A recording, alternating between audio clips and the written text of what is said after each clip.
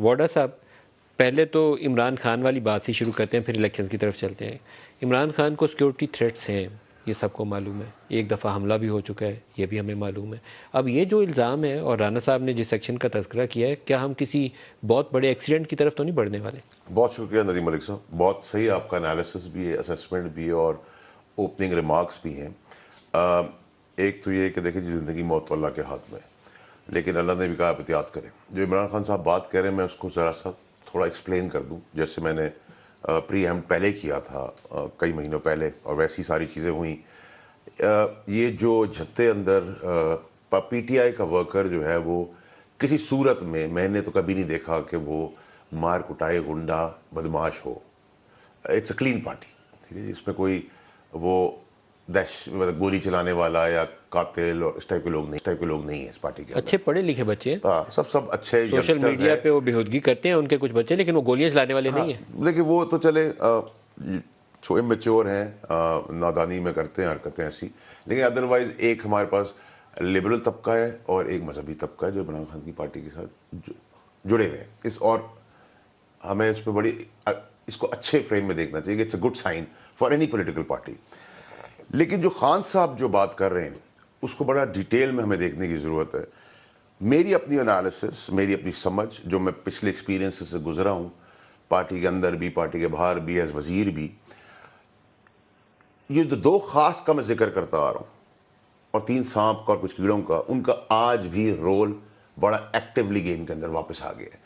عمران خان صاحب کو جس نے انفارمیشن دی ہے، وہی آدمی ہے جو ایسے لوگوں کو فیسیلیٹیٹ کر رہا ہے، ان 2 خاص اور 3 سانپ اور کیڑے مل کے، کہ اچھے بچوں میں اس جھتوں میں وہ جھتے ڈال دیے جائیں اور ان سے یہ کام کروا دیا جائے، اور ایک ہلاکی اور ایک تباہی اور ایک مار دھاڑ کی طرف لے جائیں.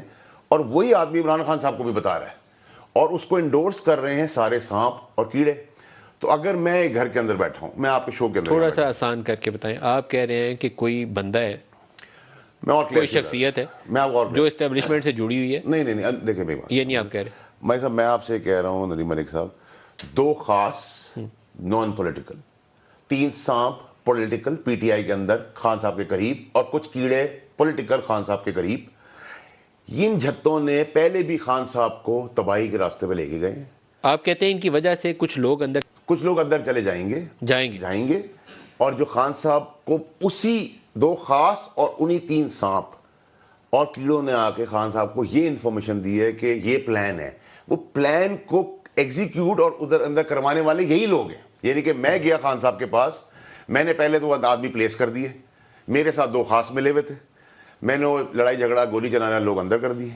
میں آیا خان صاحب کے پاس، خان صاحب سرکار کا یہ پلان ہے. دیکھیں سرکار کی ابھی اتنی طاقت نہیں ہے کہ وہ ایک اچھے بڑے لیڈر کے ساتھ ایسا پلان کر سکے، اور کسی کو پلان کرنا بھی نہیں چاہیے ایسا. سر لیکن میں آپ کو 2 سناریوز آپ کے سامنے، ندیم علی صاحب میں آپ کو پلیز بات کمپلیٹ، جب تک پی ڈی ایم کا بوجھ تو پاکستان نہیں اٹھا پا رہی، یہ ایک الگ بحث ہے اور یہ رہے گی. لیکن جب تک آپ چھترول، چکوال سے لے کے کوئٹہ، اور کوئٹہ سے چھوٹی چپل کا چھترول بھاورپور، اور بھاورپور سے چھترول چھوٹے چپل کی بیرون ملک نہیں کریں گے، سانپ کا سر نہیں کچلیں گے، یہ پاکستان کے مسئلے اس تباہی پہ چلے جائیں گے. کیونکہ ان 2 خاص کا انگرس عدلیہ کے اندر بھی ہے، پولیٹیکل پارٹی کے اندر بھی ہے، میڈیا چینل مالکان کے اندر بھی ہے، پولیس کے اندر بھی ہے، ایف آئی کے اندر بھی ہے، اداروں کے اندر بھی ہے. یہ بندے پہلے بھی تباہی کرتے ہیں، یہ بندے آج بھی تباہی کریں گے، آگے بھی تباہی کریں گے. سر لیکن آپ جن کی طرف اشارہ کر رہے ہیں میں اس کو بڑے اچھے سے سمجھ رہا ہوں، میں نام نہیں ان کا لینا چاہتا، لیکن یہاں پہ کچھ اداروں نے تحقیقاتی عمل کا آغاز کیا ہوا ہے. تو اگر اتنا بڑا ان کی طاقت ہے کہ وہ سارا کچھ کر سکتے ہیں، عدلیہ بھی مینج کر سکتے ہیں، عمران کے پاس بندے بھی گھسا سکتے ہیں، اندر اور باہر تباہی بھی پھیر سکتے ہیں، تو ان کے ادارے ان کو چیک کر لیتے ہیں. دیکھیں ندیم علی صاحب، انفارچونیٹلی پاکستان میں ایک تو جب کوئی رشوت لیتا ہے تو وہ پے آرڈر کے تھرو نہیں لیتا، اور جب کوئی قتل کا منصوبہ کرتا ہے تو وہ کوئی ویڈیو بنا کے قتل نہیں کرتا. اب اس پیرامیٹرز کے بیچ میں آپ نے ساری چیزیں اکٹھی کرنی ہے، ٹھیک ہے جی.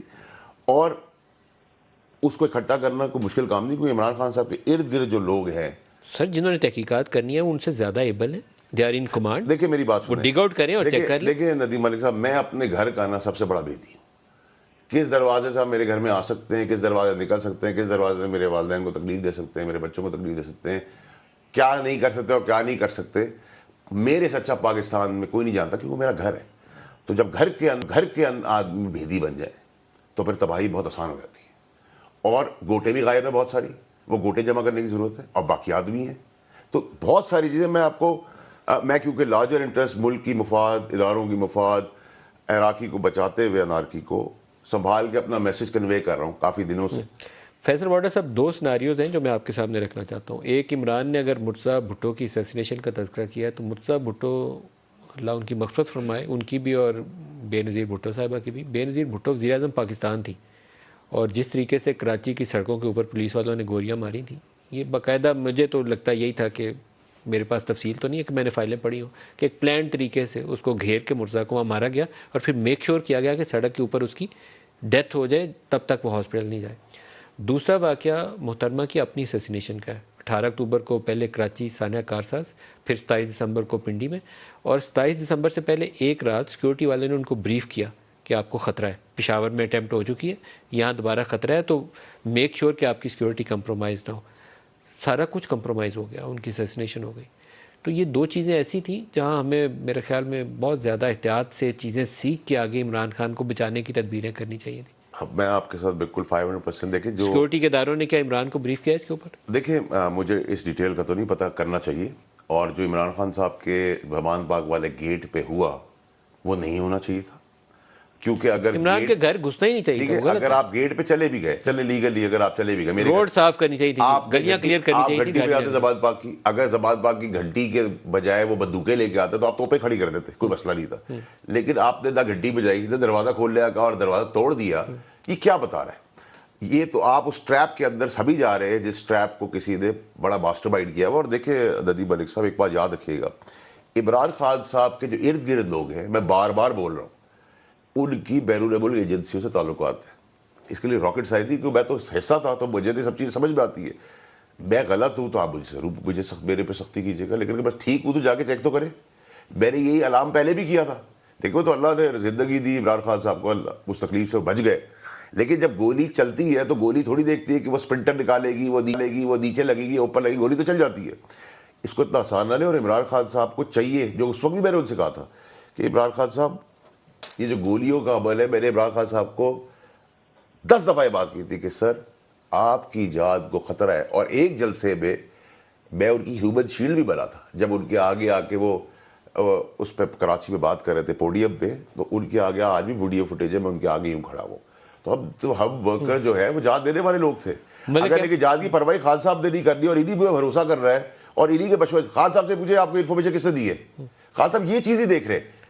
ملک اس سے میں آپ ایسے نہ ہو جائیں کہ آپ ادھر ادھر دیکھنا بھول جائیں. میں یہ کہہ رہا ہوں ادھر ادھر دیکھیں.